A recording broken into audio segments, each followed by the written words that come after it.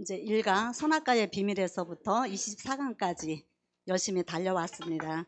마지막 24강 이제는 영적인 측면 세 가지, 능력의 측면, 진리의 측면, 사랑의 측면 말씀이 마지막 핵심 정리인 줄로 믿습니다. 읽어주세요. 요한복음 8장 29절 나를 보내신 이가 나와 함께 하시도다. 내가 항상 그의 기뻐하시는 일을 행함으로 나를 혼자 두지 아니하셨느니라. 그리스도인들은 영적 세계를 잘 모르면서도 자기에게 불리한 것은 전부 마귀 취급을 하는 경향이 있습니다. 나와 기질이 잘 맞지 않는 남편도 마귀, 나를 괴롭히는 직장 상사도 마귀, 이런 식으로 생각하는 경향이 있는 것 같습니다. 이렇게 대결하는 구도 속에서는 영적으로 성숙해가는 것이나 좋은 인간관계를 맺는 것이 쉽지 않을 것입니다. 이러한 경직됨은 그리스도의 몸된 하나된 교회를 분열시키고 고통스럽게 하는 것입니다. 그러므로 그리스도인들은 무엇보다도 관용과 사고방식의 유연함을 가지는 것이 필요합니다. 남을 함부로 정죄해서는 안 되며 그들의 인격을 무시해서는 안 됩니다. 종교 전쟁으로 죽은 사람은 2차 대전 시에 죽은 사람보다 더 많으며 모든 아집 중에서 종교적 광신만큼 무서운 것이 없는 것입니다. 구원의 길은 오직 예수님뿐이지만 우리는 불신자나 심지어 무신론자에게도 배울 것이 있음을 잊어서는 안 됩니다. 관용하고 넓어지는 것, 이것만이 그리스도인들이 참다운 자유함의 세계로 들어가는 길인 것입니다. 사람은 원래 영적인 존재로 지어졌습니다. 그래서 그 영혼의 존재 목적대로 살아가야 합니다. 그 존재 목적에 반하는 삶은 하나님이 기뻐하지 않습니다. 요한복음 8장 29절 나를 보내신 이가 나와 함께 하시도다. 내가 항상 그의 기뻐하시는 일을 행함으로 나를 혼자 두지 아니하셨느니라. 이 말씀에서 하나님께 대한 예수님의 믿음을 볼 수 있습니다. 예수님께서 말씀하십니다. 하나님은 항상 나와 함께 계신다. 결코 하나님은 나를 혼자 내버려 두지 않으신다. 예수님이 십자가에서 죽을 수 있었던 것도 이 믿음이 있었기 때문입니다. 나를 보내신 이가 나와 함께 하시도다. 내가 항상 그의 기뻐하시는 일을 행함으로 나를 혼자 두지 아니하신다. 예수님은 내가 하나님이 기뻐하시는 일을 행하는 동안 늘 함께 하실 것이다 라는 믿음을 가지고 있었습니다. 하나님을 기쁘게 하는 것, 하나님께서 기뻐하시는 일을 하는 것이 인생입니다. 아멘. 24강 마지막 종착지이죠.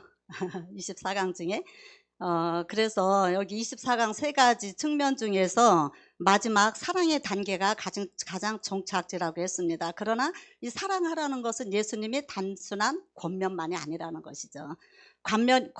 권면만이 아니고 애굽의 차원에서부터 우리가 광야에서 훈련을 받고 나아가 자기 부정하고 내가 거기서 철저하게 깨어지고 하나님의 성품으로 내가 옷을 입혀짐으로 말미암아 예수님이 원하시는 용서와 사랑, 오늘 여기 말씀에서 관용하고 넓어지는 것, 이것이 주님이 우리에게 원하신다는 것입니다.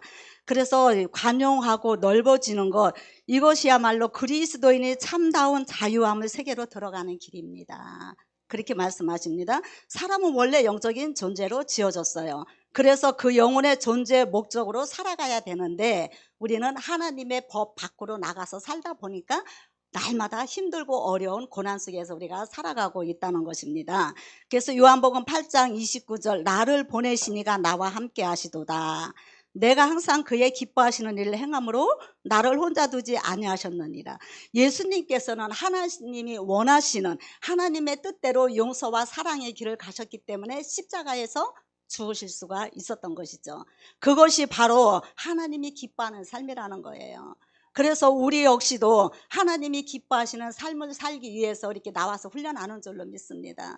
그죠? 나의 힘으로 나의 능력으로 광야의 차원에서 나의 이성과 나의 지성으로는 우리가 하나님이 기뻐하는 일을 할 수가 없어요. 아까에서 이제 시간에 대한 이야기도 하셨죠. 모든 시간은 하나님의 시간이에요. 근데 우리는 하나님의 시간을 내가 땡겨서 걱정하고 근심하면서 하나님의 시간을 내가 월권하고 살았다는 거예요.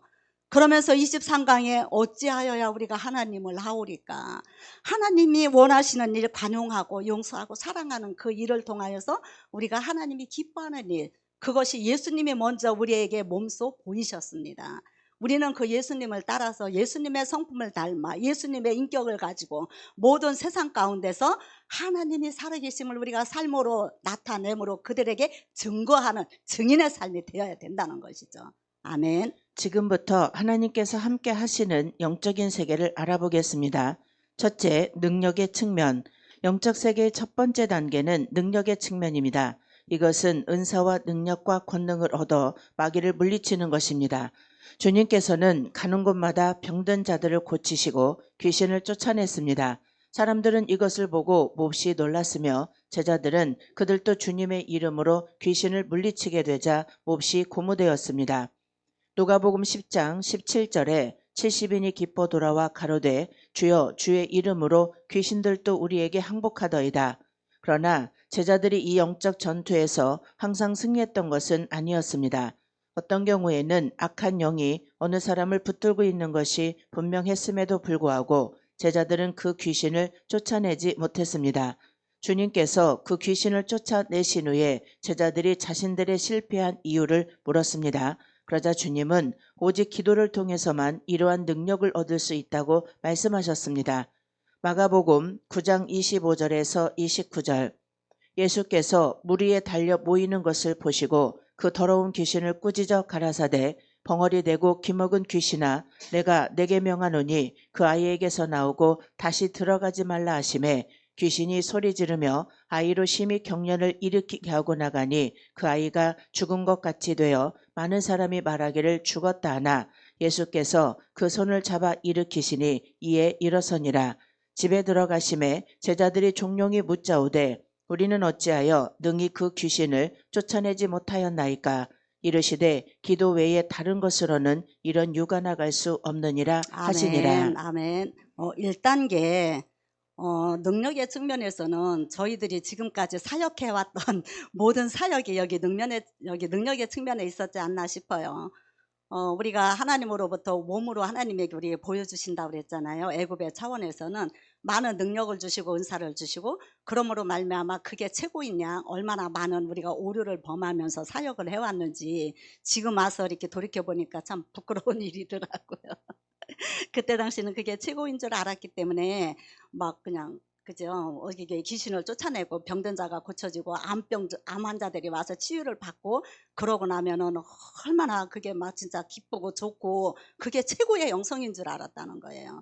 그래서 많은 사람들이 능력 받으려고 여기저기 쫓아다니면서 불사역에도 하고 그런 능력을 했지만 하나님께서 뭐라고 하시냐면 그거는 영성의 시작일 뿐이라는 거예요.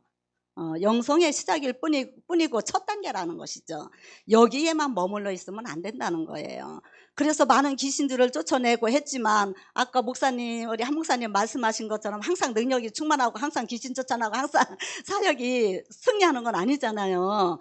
그렇기 때문에 예수님의 제자들도 예수님을 따라다니면서 예수님의 사역을 보고 많은 능력을 행했지만 안 되는 데가 있었다는 것이죠.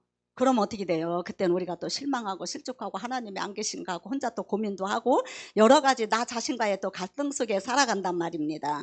그래서 1단계에는 영성의 시작일 뿐이고 첫 단계이기 때문에 우리는 여기 머물러 있지 말라 그렇게 말씀을 하시는 거죠. 그래서 우리는 날마다 하나님이 주신 하나님의 생명의 씨 하나님의 말씀을 가지고 붙잡고 기도하면서 내 자신이 영성으로 더욱더 한 단계 한 단계 나갈 수 있기를 바랍니다. 아멘. 기도에는 능력이 따릅니다. 어떤 집사님은 기도할 때 항상 아버지만을 되풀이해서 기도했습니다. 그래서 모든 사람들이 시험 들어 그분이 기도만 하면 도망을 갔는데 막상 그 집사님이 또 기도만 하면 병이 낫고 귀신이 떠나는 역사가 있었습니다. 이와 같이 단순한 기도도 능력이 나타나는 것입니다. 능력 단계에선 이와 같이 기도하고 권능을 얻어 마귀를 물리치는 것을 말합니다. 그러나 이것은 가장 기초적인 단계라고 할 수 있는 것입니다. 그러나 이러한 능력의 차원이 진리의 차원으로 더 나아가 사랑의 차원으로 발전해 갈 때 엄청난 역사가 더해집니다.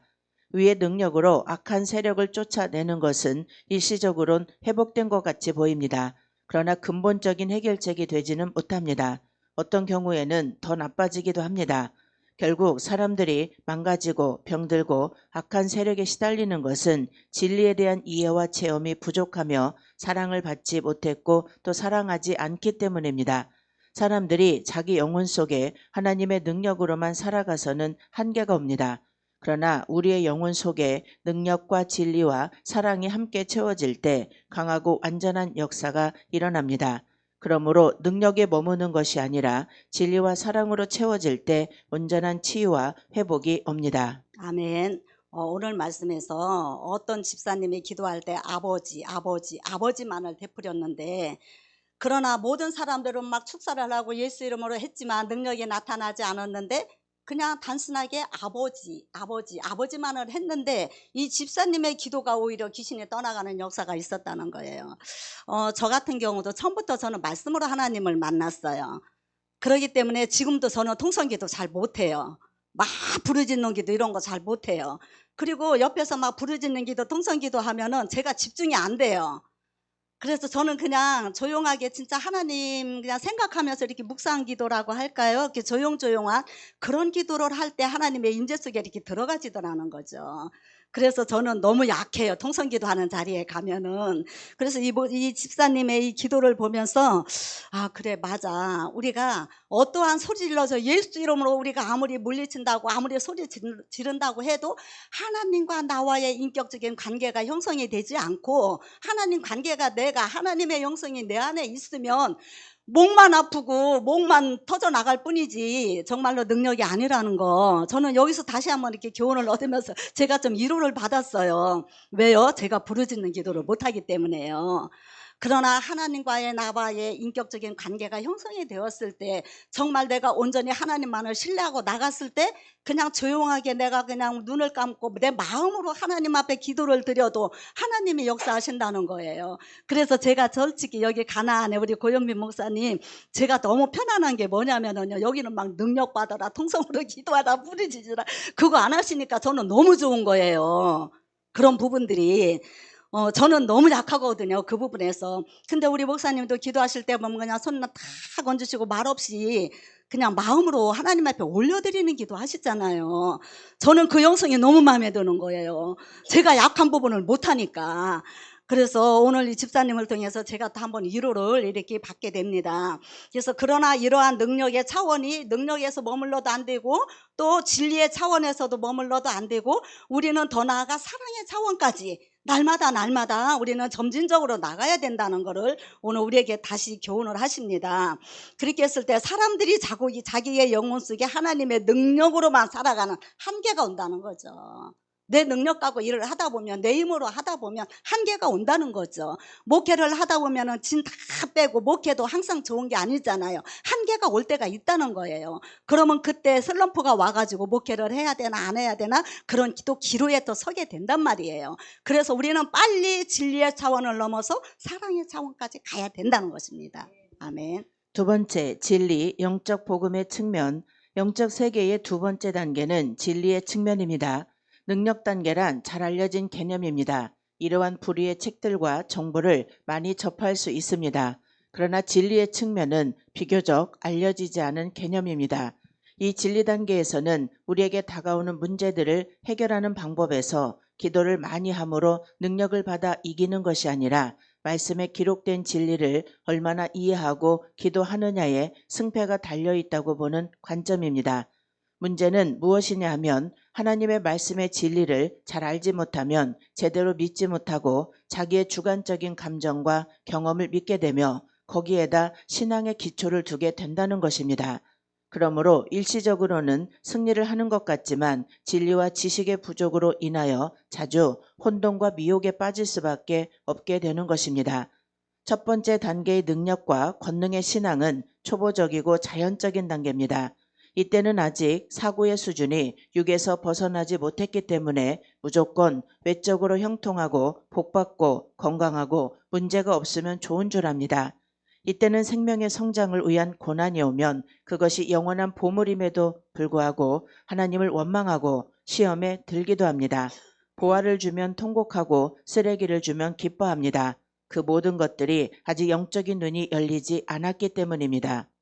두 번째 단계의 진리적 신앙은 하나님의 말씀의 중심과 원리를 이해하고 깨닫고 체험하여 자기의 것으로 만드는 단계입니다.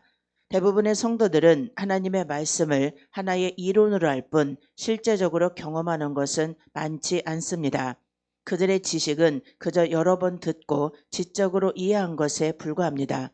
그러므로 모태신앙이다, 무슨 훈련을 받았다, 무슨 단계를 마쳤다 하는 분들이 극단적인 상황에 가면 하나님이 정말 계시는가 하고 낙심하며 실족하는 경우도 적지 않은 것입니다. 사실 이 경우는 신앙이 실족했다라고 보기보다는 원래의 신앙을 드러낸 것입니다. 주님께서 환난을 통하여 자신의 본체를 보여주신 것이므로 사실 그것은 복이 되는 것입니다. 아멘. 이 진리의 차원, 능력의 단계, 여기에서 정말로 이 진리의 차원에서는 말씀에 기록된 진리를 얼마나 이해하고 기도하느냐에 따라 승패가 달려 있다고 보는 관점이다. 그렇게 말씀하셨잖아요. 근데 우리가 원하는 거는 얼마나 기도를 하고 얼마나 이해하는 그 이해의 차원까지도 아니라는 거죠. 하나님의 관점까지 우리가 가나안의 영성까지 들어가는 거를 우리 주님은 원하신다는 거예요. 그래서 하나님의 말씀의 관점으로 이해하고 해석이 되어졌을 때 진리 안에서 우리가 실체가 되는 것입니다. 근데 하나님의 관점으로 해석이 되고 이해가 되지 않으면 여전히 우리는 이성적인 차원 가지고 우리는 해석을 하기 때문에 우리 주님이 원하시는 방향은 더 거기보다 깊게 우리 이제 가라고 말씀을 하십니다. 첫 번째 단계 능력과 권능의 신앙은 초보적이고 자연적인 단계, 여기는 애굽의 단계잖아요. 저 같은 경우도 이제 저희 목사님은 평신도 때부터 저희가 참 신앙생활을 정말로 굉장히 열심히 했어요. 그러다 보니까 목사님은 막 산기도 이렇게 하시고 기도를 많이 하다 보니까 엄청난 능력을 하나님 많이 주셨죠. 근데 저는 이제 항상 교회 안에서 말씀 공부 그냥 교회 중심으로 이렇게 신앙생활을 하다 보니까 이렇게 말씀으로 만났거든요. 그러다 보니까 이게 말씀 갖고 이게 부딪히더라고요. 신앙생활은 이제 우리 목사님도 뒤에 이렇게 계시지만 그래갖고 처음에는요 제가 우리 목사님을 그 능력적인 거를 제가 이해를 못한 거예요. 그래도 하나님의 말씀이 먼저다. 말씀이 먼저 반석이 되지 않으면 아무리 집을 져도 모래 위에 세운 집은 무너진다. 그러면서 이제 목사님하고 많이 이렇게 대립을 이렇게 하면서 제가 좀 교만했었어요. 그때 이렇게 저는 이제 말씀으로 만나다 보니까 말씀이 최고라고 이렇게 생각을 했던 거예요. 그러는데 이제 고영민 목사님 가나안을 만나고부터 우리가 이제 광야의 차원을 이해를 하고 보니까 이거는 아니었구나. 이거는 하나님이 나를 만들어가는 과정 속에서 나를 하나님이 다듬어 가시는 그런 과정, 말씀과 이해의 차원에만 있지 말고 그래서 하나님이 40년 동안 광야에 우리에게 훈련을 주시는 게 아주 지속한 훈련을 또 주시잖아요. 우리는 빨리 광야를 또 통과를 해야 된다는 것입니다. 그렇죠. 하나님의 인격, 하나님의 성품, 용서와 사랑까지 가야 되는데 용서와 사랑이라기보다는 내가 나타나는 능력, 내가 알고 있는 지식을 가지고 가리키려고 했고 목사님 말 맞다나 아까 말씀하셨는데 제가 공감했어요. 권면하는 게 아니라 그걸로 가리키려고 했어요. 그러는데 가리킨다고 되던가요? 성도들 가리켜서 안 되더라고요. 마지막 정말로 사랑으로 그들을 어떤 환경 속에서도 품어줬을 때 그들의 마음이 열리면서 권면을 할 때 그 권면이 먹히더라는 것이죠. 그래서 두 번째 단계의 진리적인 신앙은 하나님의 말씀의 중심과 원리를 이해하고 깨닫고 체험하여 자기의 것으로 만드는 단계라는 거예요. 여기서 자기 부정이 들어가져야 되겠죠. 내가 자기 부정을 하지 못하면 우리는 십자가를 통과할 수가 없다는 거예요. 그래서 광야의 차원에서 진리의 측면에서 우리는 내 자신을 부정함으로 내가 연약하고 부족한 존재임을 하나님 앞에 빨리 무릎 꿇고 내려놓고 하나님의 영성을 바라보면서 믿음을 갖는 것이 하나님이 우리에게 원하는 그 일이라는 것을 다시 한번 깨닫기를 바랍니다. 진리로 해석할 수 있는 여기까지도 아니라는 것을 다시 한번 깨닫습니다. 진리의 체험은 이 기초들, 즉 우리가 하나님의 자녀됨의 권세를 가진 것, 용서받은 것, 아버지께서 우리를 받아주신 십자가의 도, 사탄의 패배, 우주와 세상과 하나님의 교회, 이런 것들이 단순한 지식이 아니라 우리의 뼛속까지 스며들어 나의 실체가 되는 것을 말합니다. 이와 같이 주님의 말씀이 실체가 될 때, 즉 그 진리가 우리 안에 실체가 될 때 우리는 마귀를 이기게 되며 자기의 생각과 경험을 믿지 않게 되며 이것이 진리로서 영적 대결에서 승리하는 길인 것입니다. 오늘날 명목상의 그리스도인이면서 실제적인 진리를 경험하지 못하고 있는 분들이 너무나 많습니다. 그들의 생각은 세상으로 가득 채워져 있고 육신의 정욕과 세상 근심으로 가득합니다. 그러므로 그들이 어둠의 왕국 속에서 살며 어둠의 세력들에게 짓밟혀 사는 것이 하나도 이상한 일이 아닌 것입니다. 네, 그렇습니다. 진리의 체험 역시도 단순한 지식이 아닌 우리의 뼛속까지 스며들어 나의 실체가 되는 것을 말합니다. 그래서 우리는 현장 속에서 날마다 우리는 경험되어져 가야 되고, 그래서 현장이 필요하기 때문에 신앙이 나 홀로 신앙이 아니 된다는 것이죠. 우리는 공동체 연합 속에서 함께 갈 때 하나님께서 그 속에서 나를 갖다 다듬어 가시고 나를 만들어 가시기 때문에 하나님 관계만 발라서는 되지 않는다는 거예요. 저희 교회 어떤 집사님이 그런 분이 있었어요. 사람들하고 절대 교제도 안 해요. 그냥 하나님만 바라보고 하나님만 잘 믿으면 된다는 거예요. 그런 사람들도 간혹 있더라고요, 보면은. 그래 놓고 혼자서 그냥 막 땅을 치고 통곡하고 기도하고 혼자 진짜 신앙생활을 해요. 전혀 교회에서 융합이 되지 않아요. 그러나 우리 하나님은 우리의 공동체가 필요하기 때문에, 더군다나 지금 마지막 이 시대에는 우리 각 개인 교회만 갖고는 안 된다는 거예요. 지금은 우리가 같이 연합을 해가지고 뭉쳐서 정말로 영적인 군사가 되어서 하나님의 말씀으로 사랑의 차원까지 갔을 때 우리는 글로벌을 향하여서 정말로 하나님을 증거하는 그 사역을 이미 저희들에게 하나님이 이렇게 알게 하셨어요.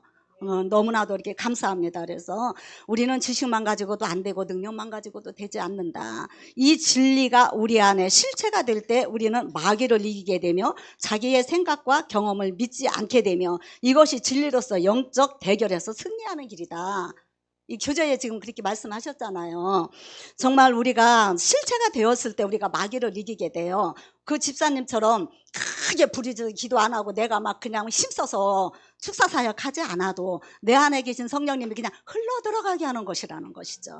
하나님의 영성을 가지고 조용하게 말없이 그냥 손만 갖다 얹어도 하나님의 영성이 나를 통해서 흘러 들어갔을 때 우리가 마귀를 이길 수가 있고, 또 자기의 생각과 경험을 믿지 않게 되면 이것이 진리로서 영적 대결에서 승리하는 길이다.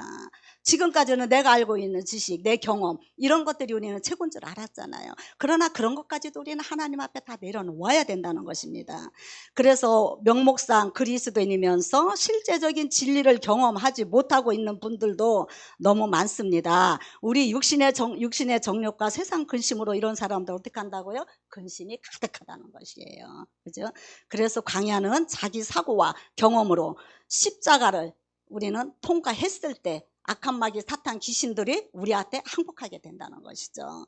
진리의 말씀으로 우리의 사고가 하나님의 말씀으로 우리는 온전하게 갖추어졌을 때 하나님께서 나를 통하여서 정말로 사랑의 인격까지 나타나기를 주님이 원하시는 줄로 믿습니다.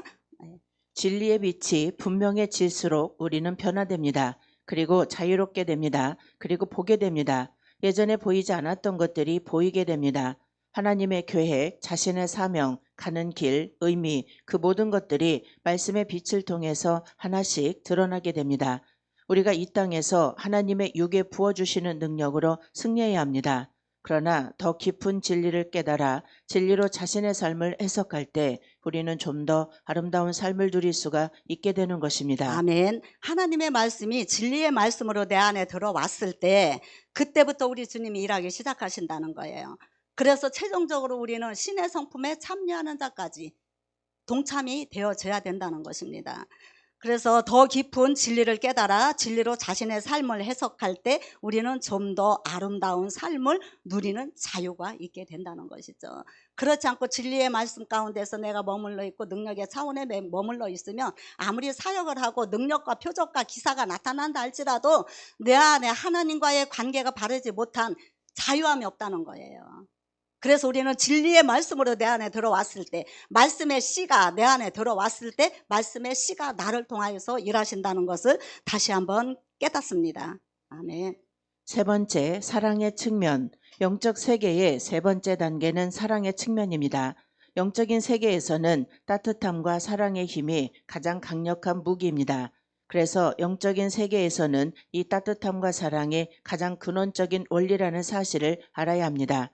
영적 세계의 첫 번째 측면은 능력과 기름 부음을 많이 경험하는 것입니다. 아멘. 여기서 영적인 세계에서는 따뜻함과 사랑의 힘이 가장 강력한 무기라고 말씀하셨잖아요. 사랑은 허다한 죄를 덮는다 그랬어요. 근데 그냥 말씀 가지고 내가 아는 지식 가지고 가리키려고 할 때는 그들이 도망가더라고요. 왜 그래요? 아파요. 그죠? 내 안에 사랑이 묻어 나가야 되는데 사랑 없이 지식을 갖고 그냥 가리키다 보니까 따라오지는 못하는데, 지식을 갖고 이러면 안 돼, 저렇게 해야 돼, 야, 이건 잘못됐어, 이렇게 하다 보니까 오히려 도망가고 그들이 가까이 오지 않는다는 거예요. 어느 날 제가 좀 충격을 받았어요. 저희 교회 장로님이 저보고 사모님 무서워요 이러시는 거예요. 그래서 제가 너무 충격을 받은 거예요. 저는 그 장로님을 정말 엄청 사랑하거든요. 근데 그때까지만 해도 제가 이게 가나안의 용서와 사랑의 그 능력이 없었던 거죠. 그래갖고 권면하고 아무리 잘한다고 해도 내가 한마디 한마디 권면하는 것들이 그들에게는 가시로 들려졌던 것 같아요. 그래서 제가 장로님, 저는 장로님 너무 사랑하는데 제가 왜 무서워요? 어떤 면에서 무서워요? 그랬더니 모르겠어요, 사모님이 무서워요 이러시는 거예요. 제가 그때 진짜 충격을 받았어요. 근데 그때까지도 깨닫지 못했던 거예요. 근데 이제 여기 이제 애국, 광야, 가나안 요 3단계를 공부를 하면서 제가 이제 깨달은 거예요. 그때 내 안에 사랑이 정말 부족했구나. 사랑이 없어서 나는 친절하게 한다고 하고 먹을 거 막 싸서 주고 했는데도 저한테 무섭다고 하는 게 바로 이거였구나. 그래서 영적 세계에서는 따뜻함과 사랑의 힘이 가장 강력한 무기입니다. 이게 이제 제 마음에 확 오는 거예요. 그래서 첫 번째 측면은 능력과 기름 부음을 많이 경험하는 것입니다. 이게 영적 세계 말씀하셨잖아요. 아멘. 이것은 육체적이고 자연적인 영역의 차원입니다. 이 단계에서는 능력은 받으나 아직 육의 욕망, 정욕, 혈기 등이 처리되지 않아 많은 실수가 있습니다. 그러므로 유명한 사역자, 심지어 기적을 일으키는 사역자들도 쉽게 정욕과 명예욕에 굴복되어 실족하곤 합니다. 이것은 타락이라기보단 본인의 상태가 감추어진 것이 드러난 것뿐입니다. 영적 세계의 두 번째 측면은 느낌과 감각 단계를 넘어선 진리의 빛의 체험입니다. 이 단계에 오면 자기의 생각과 감정을, 경험과 환경을 신뢰하지 않으며 오직 하나님의 말씀이 말하는 것에만 주의를 기울입니다. 그래서 영적인 세계의 세 번째 측면은 사랑, 인격의 단계입니다. 이는 신의 성품에 참여하는 것을 말하며 영혼이 눈을 뜨고 주님과 연합하며 타고난 자기 사랑이 죽고 그리스도의 생명과 사랑이 자기의 삶 속에 나타나는 것입니다. 주님의 손이 다루심을 경험해 갈수록 그 사람에게는 주님의 따뜻함, 긍휼, 자비가 나타납니다. 이것이 진정 그리스도의 열매이며 생명에 속한 것입니다. 초보자들은 그저 담대하고 강하면서 힘차게 예수의 이름을 외치기만 하면 모든 마귀들이 벌벌 떠는 줄 압니다. 그러나 마귀는 나의 처리되지 않은 성품 속에 있습니다. 고집과 교만, 교활함, 위선, 이 모든 악들 속에 마귀는 숨어 있습니다. 그리고 그것들을 통하여 역사합니다. 아멘. 여기 세 번째 측면에서 사랑 인격의 단계입니다. 하나님의 성품. 정말 나에게 하나님의 성품이 흘러들어옴으로 말미암아 내가 주님과 연합되었을 때 하나님께서는 나의 그런 하나님의 성품, 하나님의 인격을 통하여서 하나님이 가장 최고의 인격으로 주님이 일을 하신다는 것이죠. 이것이 바로 십자가의 사랑이 아닌가 생각을 해봅니다. 그래서 영혼이 눈을 뜨고 주님과 연합하여 타고난 자기 사랑이 죽었을 때, 영혼이 눈을 뜨고 내가 영의 눈이 떼어지고 주님과 함께 연합했을 때 타고난 자기 사랑이, 나 개인적 사랑이 하나님의 사랑이 아닌 내 사랑, 우리 인간적인 사랑이 있잖아요. 그냥 하나님과 상관없는 사랑. 그렇게 하다 보면 어떻게 돼요? 또 편애하게 돼요. 사람을 갖다가 자기 사랑으로 하다 보면. 그러나 하나님께서 여기서 원하시는 거는 타고난 자기 사랑이 죽고 그리스도의 생명과 사랑이 자기 삶 속에서 나타나는 것을 주님이 원하신다는, 이것이 바로 십자가의 사랑이라는 것이죠. 이것이 진정 그리스도의 열매이며 생명에 속한 것입니다. 그러나 마귀는 나의 처리되지 않은 성품 속에 있습니다. 우리가 귀신을 쫓아내고 아무리 주여 주여 하고 아무리 능력을 나타난다 할지라도 그때 당신은 떠나가고 치료가 된 것 같아요. 그러나 마귀는 나의 처리되지 않은 나의 그 성품 속에서 아직까지도 숨어 있기 때문에 그들에게 사랑까지 전달이 안 되니까 온전한 사랑을 이룰 수가 없다는 것입니다. 아멘. 그러므로 나의 속에 있는 이런 악들을 꺾고 진정 주님의 마음 같기를 사모하지 않으면 온전한 승리를 할 수가 없는 것입니다. 영적인 승리자가 되기 위해서는 온유와 겸손과 사랑을 가져야 합니다. 자기 욕심을 내려놓아야 합니다. 왜 에덴에서 하와는 유혹에 넘어졌을까요? 그것은 마귀의 제안이 하나님의 명령보다 자기에게 훨씬 유리했기 때문입니다. 불순종하면 죽는다는 하나님의 말씀보다 내가 하나님이 될 수 있다는 마귀의 말이 훨씬 더 달콤하게 들립니다. 회개하라, 순종하라는 주님의 말씀보다 너는 진정 위대한 하나님의 종이다 라고 속삭이는 마귀의 말이 훨씬 더 매혹적입니다.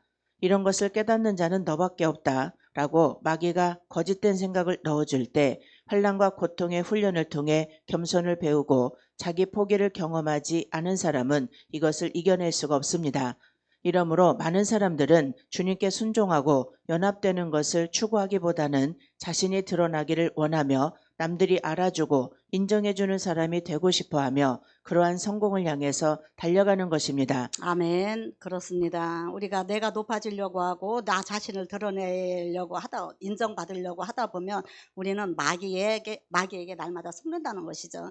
마귀가 거짓된 생각을 넣어줄 때 환난과 고통의 훈련을 통해서 우리는 겸손을 배우게 되고 또 나 자신을 포기할 수 있는, 이것이 진정한 우리에게 하나님이 요구하시는 또한 인내의 훈련까지 우리는 가야 된다는 것입니다. 그래서 나의 성공과 나의 어떤 잘됨, 나의 부요, 이런 것들은 전부 다 우리는 하나님의 지약이라고 그러셨잖아요. 우리가 하나님 앞에 인정받아야지. 사람으로 인정받으면 언젠가는 또 사람으로 입혀진 옷은 벗어지고 하나님 입혀줘야지만 그 옷은 어느 누구도 벗길 자가 없다고 말씀하였습니다. 우리는 행복해지기보다 거룩해지는 것을 더 소망하는 우리가 되길 바랍니다. 온유하지 않은 사람은 마귀를 이기지 못합니다. 어떠한 상황에서도 온유의 시험에서 이겨나가지 못할 땐 이미 자신과 마귀의 종이 된 것입니다. 온유의 성품은 영적인 세계에서는 아주 중요합니다. 이 성품으로 영적인 세계가 열리며 누리며 계속해서 열고 나갈 수 있기 때문입니다. 이 성품을 소유하지 못할 때는 자신의 영혼을 어둠의 세계로 던지는 것입니다. 이 성품이 깨어나고 성숙하지 못하면 진정 주님께서 가르치시는 말씀과 천국의 기쁨을 우리는 누릴 수가 없습니다. 이 온유의 성품은 하나님의 성품이며 천국의 마음이며 이 성품을 가진 자는 천국의 행복을 누리게 됩니다. 아멘. 온유의 성품은 하나님의 성품이며 천국의 마음입니다. 온유한 자가 땅을 기업으로 받는다고 주님 말씀하신 것 같이 우리가 날마다 훈련됨으로 온유하고 겸손함으로 하나님의 성품을 닮아가길 바랍니다.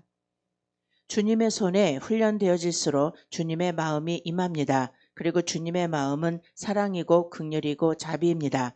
능력 차원에 있는 사람의 관심은 누가 세고 약한가에 있습니다. 지식 차원에 있는 사람의 관심은 무엇이 옳고 그르냐입니다. 그는 많은 것을 보거나 불합리한 일을 겪으면 견디질 못합니다. 경우 없는 사람을 참아내지 못합니다. 하나님께서 왜 그런 사람을 자신에게 보내시는지 아직 눈이 열리지 않아서 볼 수 없기 때문입니다.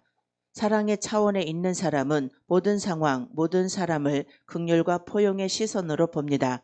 그는 강도를 보아도 불쌍하고 간음자를 보아도 불쌍합니다. 그것은 주님의 마음으로 그들을 보기 때문입니다. 바리새인들은 세리와 창기를 옳으냐 그르냐의 차원에서 보았기 때문에 돌로 치고 싶어 했습니다. 오늘날도 많은 사람들이 자신의 마음 속에서 남들을 돌로 칩니다. 그러나 주님께서는 오직 사랑으로 긍휼로 모든 사람들을 보셨습니다. 심지어 자기를 못 박은 자들도 불쌍히 여기시고 사랑하셨습니다. 사랑이 있는 만큼 우리는 세상을 이기며 마귀를 이기며 온전해집니다. 사랑은 아버지의 마음입니다. 사랑이 있는 자는 거지도 불구자도 거리의 방랑자들도 긍휼한 마음으로 보게 됩니다. 세상 사람들은 육의 눈에 비친 화려한 색깔, 미힌 대회나 탤런트들 같은 외적 아름다움밖에 보지 못하지만 영의 눈이 열리고 주님의 눈이 열리면 방탕아들도 희대의 살인자도 그저 긍휼한 마음으로 용서와 사랑의 눈으로 보게 되는 것입니다. 마귀는 끊임없이 우리에게 미움과 분노를 줍니다. 교만을 주고 높아지라고 부추깁니다. 강팍함을 주며 지지 말라고 부추깁니다. 그러나 주님은 우리에게 온유와 겸손과 사랑을 주십니다.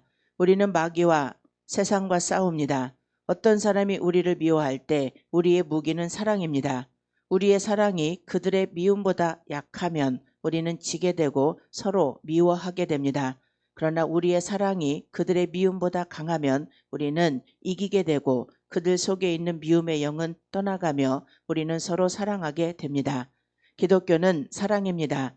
사랑은 따뜻함입니다. 사랑은 아름다움입니다. 가까이 있는 사람들, 진정 우리에게 주님께서 보내신 소중한 사람들, 하나님은 우리에게 먼저 그들을 사랑하는 훈련을 하게 하십니다. 사랑만이 온 세상을 모든 사람을 치유하며 온전케 할 수 있기 때문입니다. 그러므로 따뜻한 그리스도인들은 진정 주님의 사람이며 주님께서 세상을 아름답게 만드시기 위해 사용하시는 귀중한 도구인 것입니다. 아멘. 마귀는 끊임없이 우리에게 미움과 분노를 줍니다.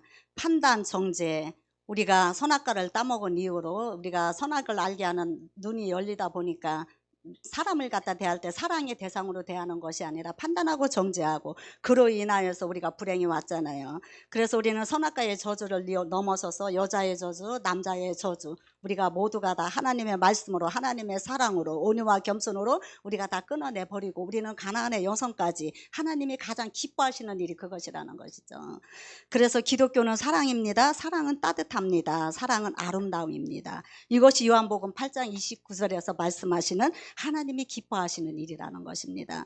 그래서 능력의 측면에서 기도와 성령의 권능을 통해 귀신을 물리치고 질병을 치유하고 했지만, 그러나 그 신앙의 가장 기초적인 단계이므로 우리는 거기서 빨리 벗어나야 된다는 거예요. 거기 머물러 있으면 안 된다는 겁니다.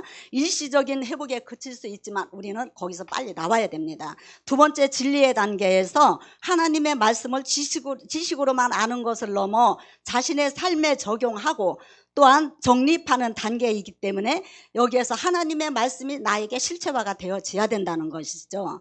자신의 감정이나 경험이 아닌 하나님의 말씀에 신앙의 기초를 두어 혼돈과 미혹에서 우리는 빨리 벗어나야 됩니다. 세 번째, 사랑의 측면에서 가장 강력한 영적 무기는 바로 사랑이라고 지금 이야기하십니다. 이것은 하나님의 성품에 참여하는 단계입니다. 미움, 분노, 이 모든 것들을 이기고 어떠한 상황 속에서도 사람을 긍휼한 마음으로 품고 포용하고 하나님의 성품으로, 하나님의 시선으로 그들을 바라보는 것이 영적 전쟁에서 승리하는 길이라는 것입니다. 이것이 진정 하나님이 기뻐하시는 또한 비결이에요. 우리에게 비결이고 하나님이 기뻐하시는 뜻입니다. 영적 전쟁은 능력으로 시작하지만 진리로 분별하고 사랑으로 승리해야 합니다. 그리스도인은 끊임없이 자신의 내면을 훈련하고 주님의 마음을 닮아 따뜻함과 아름다움을 실천하는 삶을 살았을 때 우리가 글로벌을 향하여서 정말로 모든 전 세계의 모든 사람들이 하나님의 사랑을 알게 되고 치유와 회복을 통하여서 모든 사람들이 전부 다 연합으로 하나가 되어 나갈 줄로 믿습니다. 그래서 우리 글로벌 동행 선교에 속해 있는 우리 모두가 도구가 되어서 우리가 연합으로 하나가 되어서 우리 공동체가 어느 누구도 여기는 틈타고 들어올 수 없는 그런 우리 공동체가 되었으면 좋겠습니다. 아멘.